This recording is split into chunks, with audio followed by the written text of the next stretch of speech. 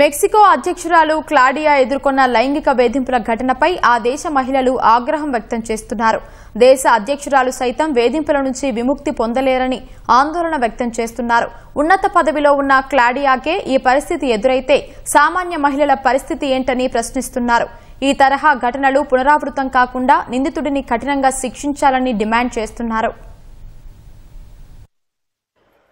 Mexico అధ్యక్షురాలు Claudia షేన్బామ్కు ఎదురైన లైంగిక వేధింపుల ఘటన ఆ దేశ మహిళల్లో ఆందోళనలు రేపుతున్నాయి. ఈ వేధింపులు కేవలం అధ్యక్షురాలిపై మాత్రమే జరిగింది కాదని మొత్తం మెక్సికో మహిళలపై జరిగినట్లు ఆ దేశ మహిళలు అభిప్రాయపడుతున్నారు. అత్యున్నత స్థాయి పదవిలో ఉన్న మహిళకే నడి రోడ్డుపై అలాంటి వేధింపులు వచ్చాయంటే సామాన్య మహిళల పరిస్థితి ఏంటని ఆవేదన వ్యక్తం చేస్తున్నారు.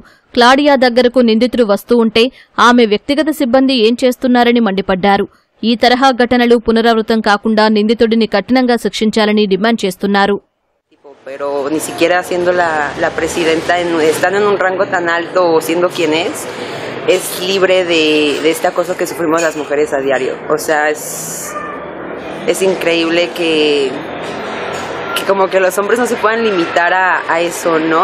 A simplemente respetarnos. No creo que sea algo tan difícil de hacer.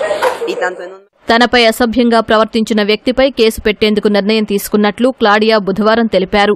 ఒకవేళ ఈ నిర్ణయం తాను తీసుకోకపోతే మెక్సికో మహిళల భద్రతకు ఎలాంటి భరోసా ఇవ్వలేనని వెల్లడించారు. ఉన్నత పదవిలో ఉన్న తనకే వేధింపులు ఎదురైతే సామాన్య మహిళల పరిస్థితిని తాను ఊహించగలనని ఆవేదన వ్యక్తం చేశారు. No en todos los estados de la República es un delito penal, pero en la Ciudad de México sí. Y mi reflexión es, si no presento yo delito, además de que es un delito, pues en qué condición se quedan todas las mujeres mexicanas. Si esto le hacen a la presidenta, pues qué va a pasar con todas las jóvenes mujeres en nuestro país. Entonces es en la Fiscalía General de Justicia de la Ciudad de México, porque es un delito del fuero común, presente denuncia. Resulta que esta persona después estuvo acosando a otras mujeres, ahí mismo en esa calle, entonces está detenido. మిచోకాన్లో Claudia మంగళవారం ఓ బహిరంగ కార్యక్రమానికి హాజరయ్యారు. అక్కడ Claudia ప్రజలతో మాట్లాడుతూ ఉండగా వెనక నుంచి వచ్చిన ఓ వ్యక్తి చేయి వేస్తూ ఆమెను ముద్దు పెట్టుకోబోయాడు.